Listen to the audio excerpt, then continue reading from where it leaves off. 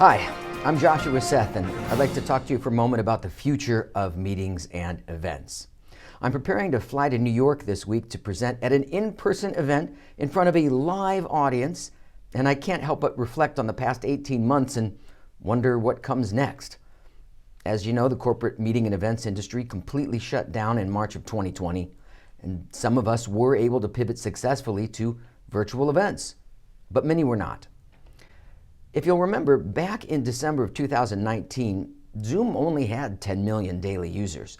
But within a few months of the pandemic shutting everything down, meetings went virtual and Zoom became ubiquitous, growing by 3,000% in a single quarter to 300 million daily users. The future of work arrived in the form of one long, never-ending Zoom meeting, and we all became talking heads in a box. Not long after that, Zoom fatigue set in, but what choice did we have? In 2020, we could either meet virtually or not at all. Only now are new and better options beginning to emerge from the rocky path that we all did our best to traverse last year. In my own business, there were lots of peaks and valleys. I had some great months where I presented virtual keynote speeches, virtual magic shows, virtual trainings and workshops, and I did it all from the comfort of home. I had other months, though, where events canceled entirely and chose not to go virtual at all, opting instead to wait the pandemic out and return once in-person events could be safely held once again. Many of those clients are still waiting for a second year in a row, despite the clear need to adapt to this new reality of virtual presentations. They frequently cite Zoom fatigue. But are people really tired of Zoom, or are they just tired of looking at talking heads in a box all day? Not that kind of box. In my experience, engagement is the key, and it's entirely possible to create more engagement through better virtual presentations. Nonetheless, a great many speakers, meeting planners, agents, and event professionals have struggled to adapt to this rapidly changing environment. I've watched as friends left the industry and pursued other career paths, something I never thought I'd see. I wondered just what the new normal would be, but then again, don't we all? Being able to work from home has given me and so many others unprecedented amount of time with our kids. And as a parent, I am so grateful for that opportunity. And for that reason alone, I've wanted to find a way to keep giving virtual presentations even as the pandemic subsides. But after more than 15 years on the road, I miss hearing the roar of the crowd in my ears and watching them leap to their feet in unison for a standing ovation, acknowledgement of a job well done. I miss it. It doesn't really translate through a computer screen, sitting alone in your home office. So here I am, straddling both worlds, loving the opportunity to give virtual presentations from home and the lifestyle that affords, yet missing the experience of interacting with audiences live and in person. What will the future look like for the meetings and events industry? While no one knows for sure, my educated guess is it'll look a lot like a hybrid of both, virtual meetings and in-person events, because the scalability, accessibility, and cost-effectiveness of virtual presentations ensures that they will only grow in importance over the coming months and years. And there have been exciting technological advances in this area already.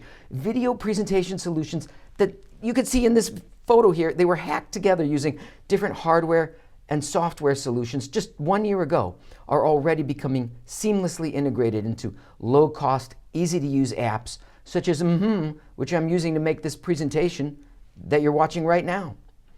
But no matter how rapidly virtual video presentations improve, and they are, look at this picture. I count them up. I had to use 6 screens. There are 6 screens in that shot. That's what I had to do to accomplish what I'm doing right now with just 2. But despite that, actually being in the same room together, connecting in a shared experience, that can never be fully replaced, because it's an important part of being human. So I think there's room for both to coexist, even within the same event. And I believe that's what will begin to happen throughout the meeting and event industry as things slowly start to open back up again. A small group of key players will get together to network and learn and exchange ideas in person, while most attendees participate remotely through online video conferencing portals. It's safer, more cost-effective than larger conferences of the past, And with thousands of people flying to one location, all meeting indoors for several days, it's going to be a while before we start to see that in any sort of a regular fashion again. As much as I loved opening those kinds of conferences in the past, I just don't see them returning as the norm anytime soon. However, the potential for growth and reinvention here is enormous. Although I don't think we'll ever go back to the way things were, nor should we. I'm going to spend the better part of the next 2 days on the road this week just to present for 1 hour on stage, and that's always been a waste of time and productivity. The future is here now. If the client had the budget, beaming me into the event via hologram would make a lot more sense. And this isn't even science fiction anymore. That technology is in use right now, today. Virtual hologram presentations allow the speaker to be in 2 places at once without ever setting foot on a plane. And even though that's reminiscent of this scene in Star Wars, it will only become more widespread as the costs come down over time. Video presentation technology will change rapidly over the next few years because it's already in widespread use, and we've only just begun to tap its potential. So let's take what we've learned in this past year about how to present well on video and start to bring that into our in-person events now, blending the best of both worlds to create a new and improved experience. What will that look like? Who knows? We're just beginning this journey, and the destination has yet to reveal itself.